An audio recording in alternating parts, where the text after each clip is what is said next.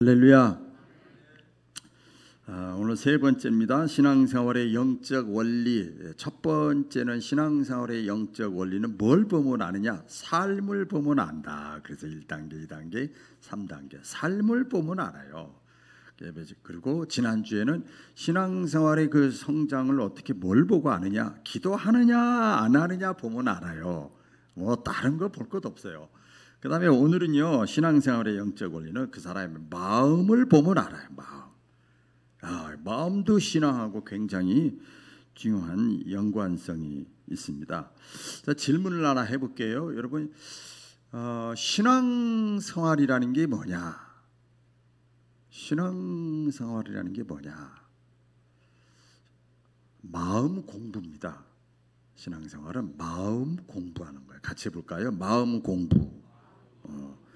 다른 말로 하면 어떻게 마음을 지키느냐, 어떻게 마음을 다스리느냐. 조금 인본주의 같지만 굉장히 중요한 말씀입니다. 우리 잠언서에 보면 큰 전쟁터에 나가서 큰 성을 전쟁을 해가지고 빼앗은 장관이 있어요. 장군, 용사가 있어요. 그런데 큰 성을 빼앗은 그 장군 용사보다도 더 강한 자가 있답니다. 어떤 자예요? 그렇죠. 자기 마음을 다스리는 자, 지키는 자가 큰 성을 빼앗은 용사보다 더 나아요. 저는 이런 걸 많이 봐요. 보면 겉은 뭐 장군감 같아. 겉은 말이야 막 으리으리하게 생겼어. 막 키도 크고 잘생기고 막 헬스크림 나오게 하고 와 아주 샤프하게 생기고 아주. 그런데 자기 마음을 다스리지 못하는 사람들이 있어요. 약한 사람이죠. 자기 마음을 컨트롤할 수 있는 사람이 강한 사람입니다. 우리 잘 아시잖아요. 하나님은 우리 사람은 외모를 보는 거예요. 젊으냐, 돈 있냐, 능력 있냐, 말 잘하냐, 수단 있냐, 직분이 뭐냐, 오래 다녔냐, 배경이 좋으냐 안 좋으냐, 이거 봐요. 자꾸 보게 돼요. 그렇죠? 일단은 그렇게 되잖아요. 그런데 하나님은, 잘 들으세요, 하나님은 중심을 보신대요. 할렐루야. 중심을 보신대요. 중심을 보신대요. 제가 지난주 한 주간 오랜만에 우리 부목사님 휴가를 가서 새벽기도, 수요일, 또 밖에 안에 내부 차량 운전하면서 뭐 이렇게 하면서 이렇게 하는데 목회 그러더라고요. 우리 권사님 한 분이 목사님 애쓰신다고. 우리 장로님 그러셨구나. 애쓰셨어요. 그래서 우와, 목회하는 것 같아요. 그래서 제가 그 첫마디였어요. 이렇게 와, 목회하는 거, 와, 감탄사가 나오는 거예요. 그게 제 속이 아니에요. 하나님이 내 마음을 알아주는 거야. 굉장히 중요한 거예요. 사람은 외모를 보지만 하나님은 마음을 보신다. 마음을. 성경에 보면 마음이 뭐냐? 마음이 생명이요, 생명. 우리 잠언 4장 23절에 있잖아요. 무릇 지킬 만한 것보다 더욱 네 마음을 지키라. 지킬 것이 많이 있잖아요. 그렇죠? 근데 네 마음을 지켜라. 우선. 왜? 생명의 근원이 거기에서 난다. 마음에서 난다.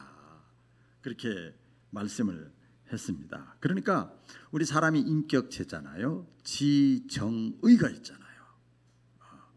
감정에 휩쓸리는 사람이 있고 지식에 휩쓸리는 사람이 있고 다 필요한데 너무 자기 의지에 휩쓸리는 사람이 있고 이게 잘 조화를 이뤄야 멋진 사람이란 말이에요. 건강한 사람이란 말이에요. 균형 잡힌 사람이라요. 그런 사람이 지정의를 이렇게 잘 움직이는 근원이 어디서 나오느냐? 마음에서 나오는 거예요. 마음에서 이렇게 나오는 겁니다. 그래서 이 인간의 중심이 뭐냐? 마음이에요. 마음. 이 사람 저 사람 이름 있고 외모 있고 학력 있고 나이 있는데요. 그 사람 마음이 그 사람이요. 마음이 그 사람이에요. 그래서 오늘 마음밭 신앙생활 마음을 보면 아는데요. 오늘 그 예수님의 비유의 말씀이잖아요. 비유의 말씀인데요. 예, 우리 부목사님, 예, 방송실, 예, 지금 정신 차리셔야 되겠는데요. 또 안 되네. 그 비유의 씨 뿌리는 비유가 오늘 말씀에 나오잖아요. 나오는데 씨 뿌리는 자는 농부고 하나님이에요. 이걸 조금 적용시켜 볼까요? 오늘날로 말하면 사도고 목회자예요. 그렇죠? 또 하나님의 말씀이 뭐냐? 하나님의 말씀, 씨는 하나님의 말씀인데 오늘날로 말하면 성경 말씀이죠. 이게 씨죠. 또 네 종류의 밭이 있어요. 길가밭, 그 다음에 돌밭, 가시밭, 좋은 밭이 있어요. 이것은 뭐냐? 사람의 마음이에요. 마음. 사람의 마음입니다. 이걸 다른 말로 하면 또 적용시켜 보면 그 사람의 신앙의 현재 모습이요. 네? 화장했어요? 멋있게 했어요? 드라이 했어요? 향수 뿌렸어요? 마음을 봐. 하나님의 마음을. 그 사람의 신앙의 모습이고 그 사람 신앙의 수준이란 말이야. 수준이에요. 오늘 씨 뿌리는 자의 그 비유의 메시지는 뭔가 하면요, 열매 맺고 결실을 얻는 것은 씨 뿌리는 자 하나님, 또 씨 말씀 전하는 자 성경에 문제가 있는 것이 아니라 그 씨를 말씀을 받는 자의 마음이 문제라는 거예요. 그렇죠? 이게 메시지예요. 오늘 깊게 살펴보면은요, 이 비유지만은 하나님은요 좋은 땅에다만 말씀의 씨를 뿌리질 않습니다. 가끔 제가 기도하다가 말씀이 막 은혜가 되면 이거 주일 낮에 전해야지 했다가도 왜 그 다음 새벽기도 묵상하다가 말씀이 주시면 새벽기도 때 전해. 아무리 좋아도 그 묵상하다 주신 거니까. 왜냐하면 그때 하나님이 예배된 자가 있거든요. 제 생각에는 사람 많이 있을 때 주고 싶은데 그건 내 생각이고 하나님 생각은 다르더라고요. 그래서 이 좋은 땅에다만 마음밭이 제대로 된 사람에게만 말씀을 주는 것이 아니라 모두에게 다 똑같이 말씀의 씨를 다 주시는 거예요. 그렇잖아요. 그렇죠? 다 똑같이 주는 거예요. 하나님은 공평하신 하나님이에요. 공평하신 하나님이에요. 그래서 우리가 마음밭이 중요한데 좋은 밭이 되려면 일단 어떻게 해야 돼요? 내가 좋은 밭이 아니라고 하는 걸 전제를 했을 때 딱딱한 길가와 같은 밭, 단단한 돌과 같은 밭, 찌르는 가시밭과 같은 밭이 있다면 어떻게 해야 돼? 이것을 기경을 해야 되죠. 기경. 뒤집어 엎은다 그래요. 기경을 해야 되죠. 기경을 해야 돼요. 우리 여러분의 그 개신교를 프로테스탄트라고 그래요. 개혁하는 거, 날마다 개혁하는 거, 날마다 고쳐나가는 게 기독교예요. 5년 전, 10년 전의 믿음이 그 고다른 믿음이다. 이거 신앙생활 아주 이건 빵점이에요. 개혁주의예요. 날마다 개혁하는 거예요. 사도 바울이 그랬습니다. 자기 개인적으로도 마찬가지. 나는 날마다 죽노라. 나는 날마다 죽노라. 내가 날마다 죽고 날마다 기경하고 날마다 뒤집어 엎고 날마다 이렇게 막 이렇게 하려면 어떻게 되냐? 그 뭐 가지고 되느냐? 말씀과 기도밖에 없어요. 말씀과 기도로만 거룩하여진다고 그랬거든요. 이 결론은 그렇죠. 오늘 예수님의 씨 뿌리는 비유를 통해서 우리의 신앙이 어떻게 성장해 나가는가? 저는 이제 그 약간 말씀의 초점을 이렇게 보려고 그래요. 왜 신앙이 성장하다가 멈추지? 1단계, 2단계, 4단계가 있다 보통. 그러면 왜 내가 1단계에서 멈추고 2단계를 못 가지? 왜 그러지? 왜 2단계에서 왜 3단계로 못 가지? 왜 3단계에서 4단계로 못 가지? 그 이유가 뭐지? 그걸 오늘 말씀을 드리면서 좀 깨닫기를 원하고 발견하기를 진심으로 원합니다. 첫째, 길가에 떨어진 씨앗입니다. 저도 지금까지 목회하고 이 말씀 몇 번 전했는데 새로운 각도에서 관점에서 말씀을 나누니까 굉장히 은혜가 되는데요. 길가에 떨어진 씨는 1단계 신앙이죠. 5절 다 같이 읽어볼까요? 시작. 씨를 뿌리는 자가 그 씨를 뿌리러 나가서 뿌릴새 덜어는 길가에 떨어짐에 밟히며 공중의 새들이 먹어버렸고. 씨 뿌리는 자가 뿌린 씨 중에서 길가에 떨어진 씨는 어떻게 된다고요? 자라지도 못하고 사람들한테 밟히고 그 다음에 공중의 새들이 와서 다 먹어버린대요. 이 오늘 말씀이 그냥 직역을 하면 그렇게 되는 거죠. 왜냐하면 이 말씀을 받을 때의 길가 같은 마음이 이미 굳어져 있어. 이미 굳어져 있어요. 그 굳어지는 게 이유가 뭐냐? 편견이 들어가 있어. 이미 편견이 들어가 있고 뭐 그런 거 여러 가지가 있죠. 과거 경험상에 지금 현재상에 상처가 있어. 또 잘못된 말을 들은 거예요. 정보. 잘못된 정보라고 그럴까요?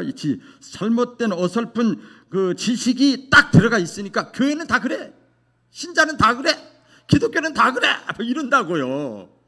이게 이미 굳어져 버린 거예요. 마음이 길가와 같은 마음밭이 다 되어진 것에 말씀이 씨가 떨어질 때 이 공중에 새들이 와서 다 잡아먹고 다 밟히고 자라지도 못해요.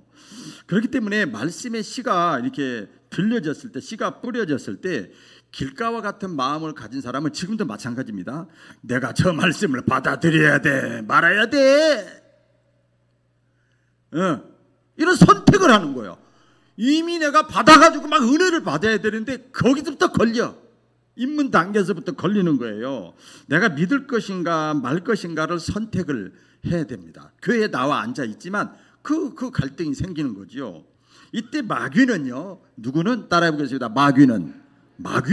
잘 들으세요. 마귀는 오늘 성경에 나와요. 선택하지 못하도록, 뭘 선택하지 못하도록, 믿음을 선택하지 못하도록, 믿지 못하도록 계속 방해를 합니다. 이 해석에 보면 나와요.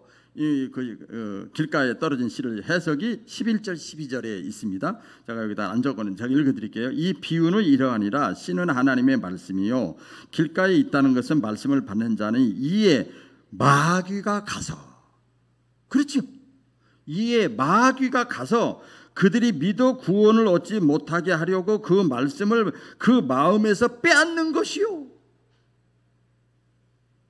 마귀가 방해하는 거예요. 여러분, 마귀 있어요. 마귀가 방해하는 거예요. 또 공간복음에 마태마가 누가복음에 다 비슷하게 비유가 공통적으로 나오는데요. 마태복음 13장 10절에 보면 더 자세하게 설명을 해요. 이런 말씀이 있습니다. 아무나 천국 말씀을 듣고 깨닫지 못할 때는, 천국 말씀을 씨를 듣는데 깨닫지를 못할 때는 왜 그런가 그랬더니 악한 자가 와서, 여기 악한 자라는 건 마귀를 말하는 거예요. 악한 자가 와서 그 마음에 뿌려진 것을 빼앗아, 말씀을 열심히 일주일 동안 준비하고 묵상해서 말씀을 전했는데 싹 들어와서 먹으려고 그러면 싹 빼앗아가는 거야. 악한 자가 와서 빼앗나니 이는 곧 길가에 뿌린 자요. 말씀이 들어오면 쏙쏙 아멘 쏙쏙 들어와야 되는데 들어오는 게 한참 걸려. 선택을 해야 되니까 그때 뺏어가는 거예요. 이런 마음밭을 가진 사람들은요, 이렇게 표현합니다. 하나님의 말씀을 들어도 깨닫지를 못한대요. 그 마귀가 방해하니까 그래요. 마태복음 13장 13절 거기에 또 이제 다른 공간복음에 나오는데요. 그러므로 내가 그들에게 비유로 말하는 것은 그들이 보아도 보지 못하며 들어도 듣지 못하며 깨닫지 못함이니라. 아무리 들어도 깨닫지를 못하는 거예요. 마귀가 계속 방해하니까. 귀로는 들었는데 마음으로는 깨닫지를 못하는 거예요. 외적으로는 들었는데 내면으로는요, 그걸 받아들이질 못하니까 깨닫지를 못하는 거죠. 그 에베소서 4장 17절로 19절 말씀에 보면 이런 말씀이 있습니다. 다 같이 읽어볼까요? 시작. 그러므로 내가 이것을 말하며 주 안에서 증언하노니 이제는 너희는 이방인의 그 마음에 허망한 것으로 행함같이 행하지 말라. 그들의 총명이 어두워지고 그들 가운데 있는 무지함과 그들의 마음이 굳어짐으로 말미암아 하나님의 생명에서 떠나 있도다. 그들이 감각 없는 자가 되어 자신을 방탕에 방임하여 모든 더러운 것을 욕심으로 행하되, 이렇게 에베소서의 말씀에 있어요. 이게 뭐냐면 깨닫지 못하는 이유, 다른 말로 넓게 표현하면 은혜 받지 못하는 이유, 깨닫지 못하는 이유, 은혜 받지 못하는 이유가 여기 원인을 쭉 말씀을 했어요. 왜냐하면 마음이 허망하여진대요. 마음이 지금 겉바람이 들어갔어, 헛된 바람이 들어갔어. 그 마음이 안 깨달아지는 거예요. 너무 거리가 나가고 먼 거예요. 하나님의 말씀이 총명이 어두워지고 무지하고, 그 다음에 마음이 굳어지고, 그래서 감각 없는, 성경 말 그대로 있잖아요. 그 감각이 없는 거예요. 감각이 없어요. 감각 없는 자가 되고 무신경, 방탕하고 더러운 욕심이 가득 차 있으니까 깨닫지를 못하는 거예요. 듣기는 듣는데 깨닫지를 못하는 거예요. 여러분 보세요. 성경에 예수님 당시에 그 예수님을 직접 본 사람들이 있어요. 종교인들, 종교 지도자들, 구약 성경 보는 사람들이에요. 바리새인들이요, 예수님을 만났잖아요. 하나님의 아들 예수님을, 예수님이 그들 앞에 있었어요. 그들 앞에서 말씀을 전하고 기적을 행하고 많이 했어요. 우리 잘 아는 대로 지구상에, 이 인류 역사상에 직접 예수님의 현존의 모습을 본 사람은 그들밖에 없어요. 다 그랬어요. 최고의 선생이고 최고의 랍비고 최고의 성인이고 선인이고, 이런 사람을 눈앞에서 보고 있으면서도 이 사람들은 깨닫지를 못하는 거예요. 믿지를 못하는 거예요. 그렇죠? 믿지를 못해요. 그 이유가 뭐냐 하면 이미 바리새인들, 사두개인, 서기관들은요 종교인이에요. 그 마음이 습관화가 돼서, 뭐가 돼서요? 습관화가 되는 거예요. 종교 생활이 익숙한 것뿐이지 신앙인이 아니라 이 말이에요. 습관화가 돼가지고요 길가처럼 완악하고 단단해졌어 마음이. 그러니까 하나님의 아들 예수님이 와도 받아들이질 않는 거죠.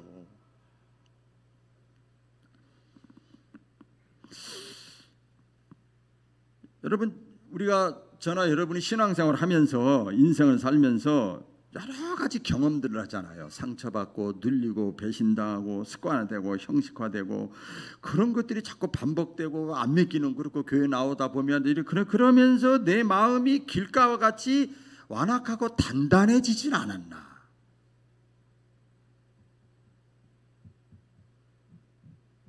남 얘기할 게 아니거든요. 그래서 성경이 여러 가지를 표현해. 처음 사랑 잃어버리고 처음 믿음을 다 상실했어. 그 어떻게 나타나느냐? 순수함이 없는 거예요. 깨끗하지 않는 거예요. 그거 다 없어진 거예요. 그러니까 여러분 팩트를 정확하게 아셔야 돼요. 이 말씀의 씨가 잘못된 것이 아니라 이 마음이 길바닥같이 단단할 정도로 완악하고 딱딱해진 내 마음이 잘못된 거예요. 그 기도원이나 무슨 집회 특별 때 보면은요, 그런 간증을 많이 했잖아요. 내 마음이 이미 부드러워지고 옥토가 되고 좋은 밭이 되고 사모하는 마음으로 가득 차면은요, 설교를 안 들어도 버스 안에서 찬양 소리를 들어도 눈물이 줄줄줄줄 흘러요. 은혜가 되는 거야 막.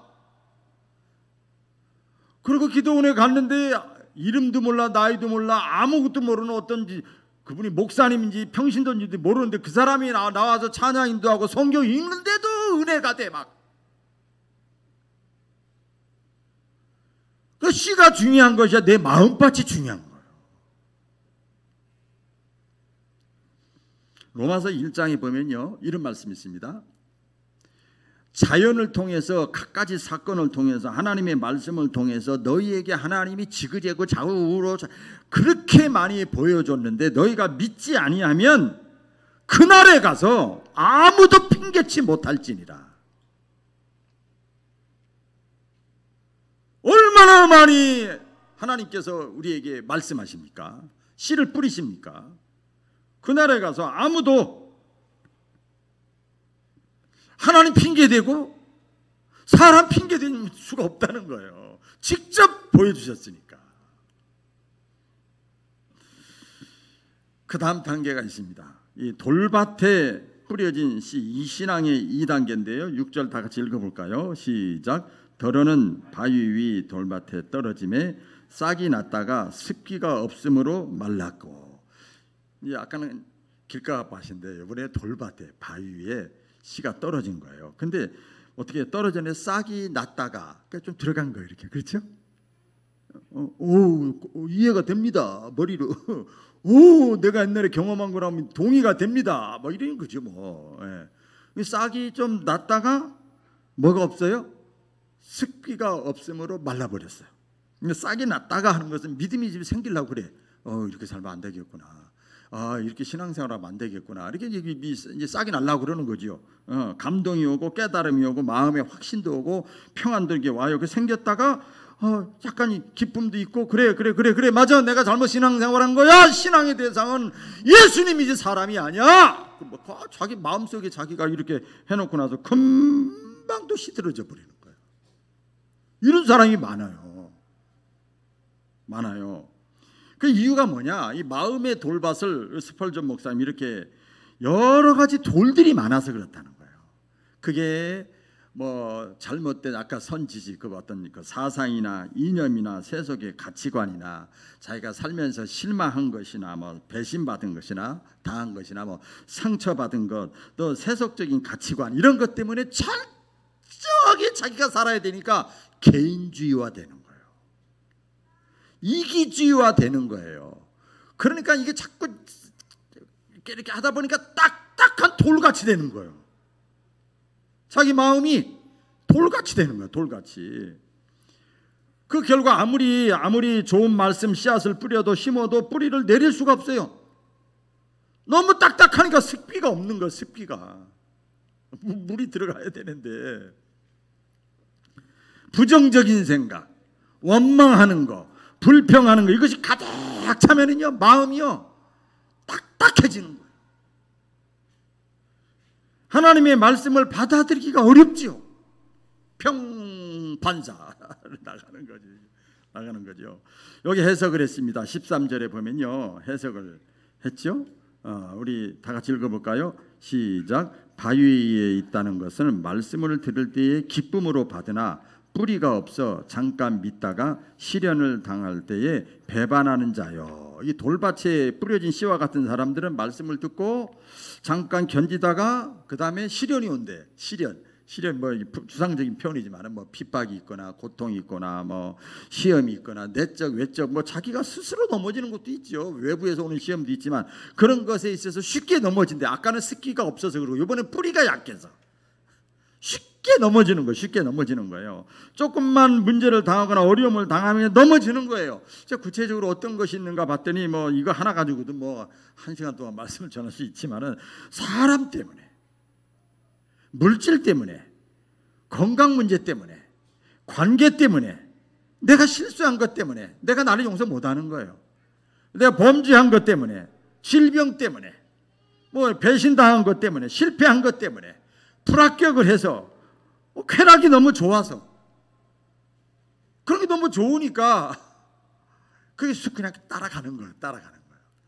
말씀이 내 속에서 이렇게 자라지는 못하는 거죠. 여기서 우리가 포기하지 않고 견디시기를 주의 이름으로 축원합니다. 견디는 방법은 간단합니다. 너무 단순합니다. 말씀과 기도입니다. 말씀과 기도. 따라해보겠습니다. 말씀과 기도. 내 신앙이 왜 길가가 왔고 왜 돌밭에서 머물러 있느냐? 말씀과 기도가 빠져서 그래요. 말씀과 기도가 들어가면 하나님이 이길 수 있는, 견딜 수 있는 분별력을, 새 힘을, 능력을 주십니다.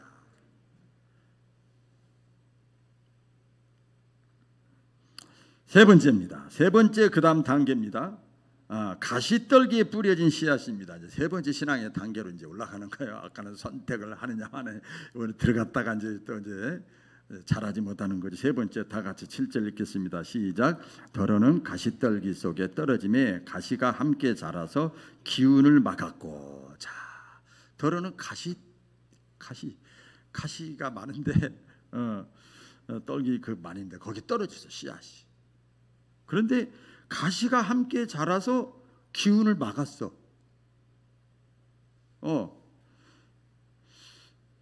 제가 충청도에서 참 시골에서 목회한 적 딱 3년 있었는데 그냥 농원이라고 그러나 여기 풀밭 차등 교회만 떨렁 지어져 있어요. 담도 없고 아무것도 없어요. 그래 거기서 잡초 뽑는 일이요. 뽑으면 또 생기고 뽑으면 또 생기고 그래. 잡초나 가시나 이런 것들은요 관리를 하나도 안 해도 잘 자랍니다. 쑥쑥 자랍니다. 무럭무럭 자랍니다. 순식간에 막 자라요. 그런데 뭐 자라면 괜찮지 뭐. 그럴 수 있죠 뭐. 가시나 뭐 잡초나 막 자라는 거 뭐 어때요? 이해해야지 뭐. 그런데 문제는 잘 들어보세요. 문제는요. 자기가 막 자라고 가시나 잡초가 자라는 건 상관없는데 주변에 제대로 성장하려고 하는 다른 식물의 성장을 가로막아요. 방해하는 거예요. 이게 문제란 말이에요. 그랬잖아요. 가시가 함께 자라서 자라려고 하는 그 기운을 막아버렸대. 나오지요? 그러니까요. 씨앗이 떨어졌을 때 그 사람 주변에 가시떨기 나무 같은 속에서 성장하는 것은 어려워요. 그래서 믿음의 환경이 참 중요합니다. 내가 신앙의 교제를 하는 사람이 누구냐가 중요해요. 너무 중요합니다. 교회에서, 기관에서, 구역에서 그 모여 있는 사람들의 신앙의 분위기가 굉장히 중요한 거예요. 그러니까 잘 들어보세요. 내 자신을 위해서라도 은혜 있는 사람, 긍정적인 사람, 할렐루야, 이런 사람과 교제하려고 하세요. 그 정도 분별력은 있을 거 아니에요. 교회 다니는데 신앙생활하는데 첫째도 은혜 받아야 되고 둘째도 은혜 받아야 되고 셋째도 은혜를 받아야 돼요. 은혜 안 받으면 아무것도 아니에요. 그래 내 자신을 살기 위해서라도 은혜가 되는 사람을 만나야 돼요. 그 정도 이기적인 생각은 가지고 있어야지요.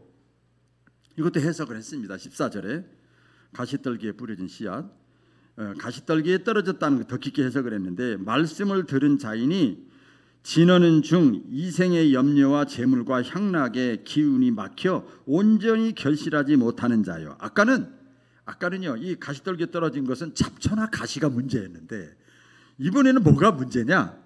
이생의 염려와 재물과 향락이 때문에 막혀버렸대. 이렇게 자라다가 거기 때문에 딱 막혀서 결실을 못하는 것, 이걸 다른 말로 세속화입니다. 세속화.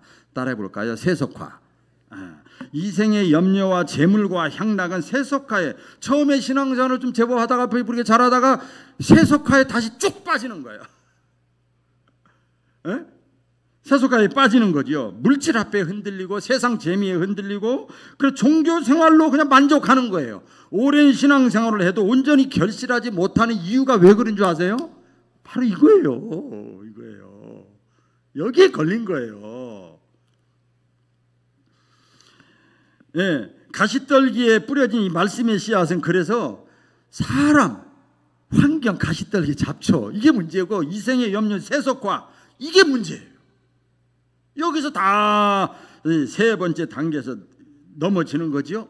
성경에 보면 가시떨기에 속한 사람들을 어떻게 사는가, 가시떨기에 속한 사람들 어떻게 사는가 보면요, 마태복음 6장 예수님이 직접 하신 말씀입니다. 이렇게 삽니다. 그러므로 내가 너희에게 이르노니 목숨을 위하여 무엇을 먹을까 무엇을 마실까 몸을 위하여 무엇을 입을까 염려하지 말라. 중간 생략하고 보면은요 이런 말씀이 있습니다. 너희 하늘 아버지께서 이 모든 것이 너희에게 있어야 할 줄을 아시느니라. 그런즉 너희는 먼저 그의 나라와 그의 의를 구하라. 그리하면 이 모든 것을 너희에게 더하시리라. 아멘. 그랬어요. 자, 그러니까 만약에 우리가 신앙생활하는데, 자 보세요. 하나님의 소원, 하나님의 뜻, 하나님의 나라, 하나님의 의에 우선순위를 두지 않고 뭘 준다고요? 우선. 우선순위를 두질 않아. 그러니까 하나님의 기쁨이 우선이야, 하나님의 명령이 우선이야, 성령의 감동이 오는 게 우선이야. 맨날 감동 오나? 어쩌다 크게 왔는데 그게 우선이야.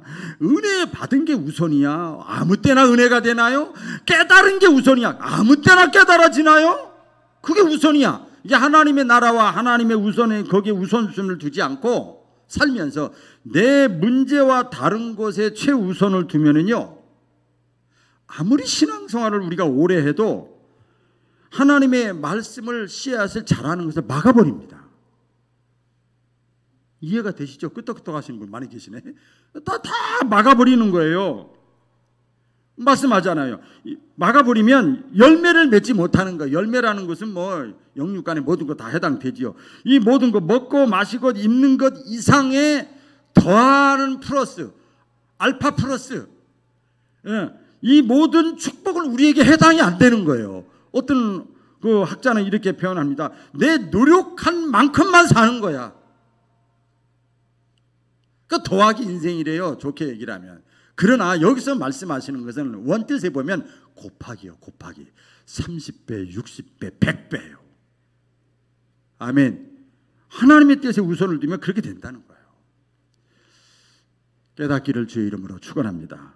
마지막입니다. 좋은 땅에 떨어진 씨입니다. 4단계 최종 신앙의 목표고 하나님이 원하시는 것이고, 제가 목회하면서 말씀을 전하면서 또 묵상하고 변하든 안 변하든지 하는 것에 여기에 목표를 두고 또 하는 거예요. 오늘 8절에 그랬죠. 다 같이 읽어볼까요? 시작. 더러는 좋은 땅에 떨어짐에 나서 100배의 결실을 하였느니라. 또 마태복음 13장 8절에 보면 더러는 좋은 땅에 떨어짐에 어떤 것은 100배, 어떤 것은 60배, 어떤 것은 30배의 결실을 하였느니라. 또 누가복음 8장 15절에 보면 좋은 땅에 있다는 것은 착하고 좋은 마음으로 말씀을 듣고 지키어 인내로 결실하는 자니라. 따라해 보겠습니다. 착하고 좋은 마음.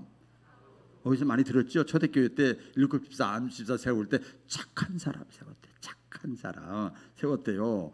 이 중요한 거죠. 뿌리는 자, 설교자, 사도, 말씀 씨앗보다 더 중요한 게 뭐냐면 말씀의 씨를 듣고 받는 사람이 먼저요. 지금도 기억나요. 신학교 졸업할 때 그 이상훈 그 학장님이 여러분 지금 이 시간 이후로 나가면 전도사 소리를 들을 텐데 목회자가 되는 게 먼저가 아니고 사람이 먼저 되시오 그러더라고요. 지금도 기억나요. 87년대 그렇게 들었는데요. 성품, 인성이 굉장히 중요한 거죠. 우스갯소리지만은 이게 뭐 절대는 아니에요. 제 생각엔 그래요. 제가 살아보고 목회하면서 보니까요. 설사 믿음이 좀 없어도, 이거 이런 말은 조심스러운데 어쨌든 살아보니까 믿음이 좀 없어도 부족해도 사람이 착하고 좋으면 금방 믿음이 생기더라고요. 믿음이 예쁘게 자라더라고요. 그러니까 결혼 대상자를 선정한다든지 누구를 이렇게 한다고 할 때 굉장히 중요한 거죠. 그런데 이 좋은 땅은요, 좋은 마음밭은 그냥 만들어지는 것이 아니에요. 두 가지가 있대요. 보니까 선천적으로 성품이 기본적으로 좋은 사람이 있어. 인성이 좋은 사람이 있잖아요. 그건 어쩔 수 없잖아요. 다시 죽었다가 태어날 수도 없잖아요. 이렇게. 그렇죠? 그건 이제 접해 두고 후천적으로 보면 후천적으로도요. 얼마든지 세속화를 이겨낸 물들지 않는 신앙으로 우리가 살아날 수 있어요. 얼마든지 있다는 거예요. 그래서 로마서 12장에 말씀하잖아요. 너희는 이 세대를, 이 세속화를, 이 세대의 문화와 가치관을 쏙지 말고, 본받지 말고는요. 원어의 뜻을 보니까 쏙지 말아라. 거기 너무나 달콤하고 그럴듯하지 쏙지 말아라. 이 세대를 본받지 말고 마음을 새롭게 해서 변화를 받아 하나님이 선하시고 기뻐하시고 온전하신 뜻이 무엇인지를 너희가 분별을 해라. 그럼 후천적으로 자 이제 중요하죠. 후천적으로 내가 좋은 땅, 좋은 마음밭이 되려면 어떻게 해야 되느냐? 이거 굉장히 중요한 건데 여러분 다 제가 그냥 드리겠습니다. 우리 요한복음 15장에 그 말씀이 나와요. 관주에 찾아보면 나오는데 요한복음 15장 1절 이하인데요. 이런 말씀이 있습니다. 나는 포도나무요 중간 생략하고 내 안에 거하라. 따라 보겠어요. 내 안에 거하라. 내 안에 거하라. 나도 너희 안에 거하리라. 가지가 포도나무에 붙어있지 아니하면 스스로 열매를 맺을 수 없음 같이 너희도 내 안에 있지 아니하면 그러하리라 그랬어요. 그러니까 좋은 마음밭이 되어지려면 좋은 사람, 착한 사람, 순수한 사람, 깨끗한 사람, 하나님이 원하시는 사람, 그런 사람이 되어지려면 포도나무 비우잖아요. 어떤 비바람이 쳐도, 어떤 눈보라가 닥쳐와도, 어떤 추위가 와도, 어떤 폭염이 와도, 너무 추상적인가요? 고난이 오고 세상에 유혹이 있고 질병이 있고 의식주 문제로 어렵고 어떤 명예 문제가 걸리고 마귀의 장난질이 와도 주바라기 하라는 거예요. 주바라기. 예수님 안에 거하라는 거예요. 그러면 살아요. 할렐루야. 내 안에 거하라. 내가 포도나무고 너희는 가지다. 내 안에 거하라. 예수님 안에 거하라. 이 얘기는 다른 말로 하면 어떤 상황 속에서도 생명나무를 택하라는 거예요. 믿음을 택하라는 거예요. 선악과를 택하지 말고 믿음을 선택하는 거예요. 하나님이냐 세상이냐. 이거 딱 나와 있잖아요. 어떤 어려움 속에서도 끝까지 믿음을 지키고 붙잡으면 저절로 30배, 60배, 100배의 결실을 맺게 하신다. 예수님 말씀을 하면 너희에게 이 모든 것 위에 더하여 주시리라. 믿음의 4단계까지 다 성장한 우리 바울교회 성도들 되시기를 축복합니다. 기도하겠습니다.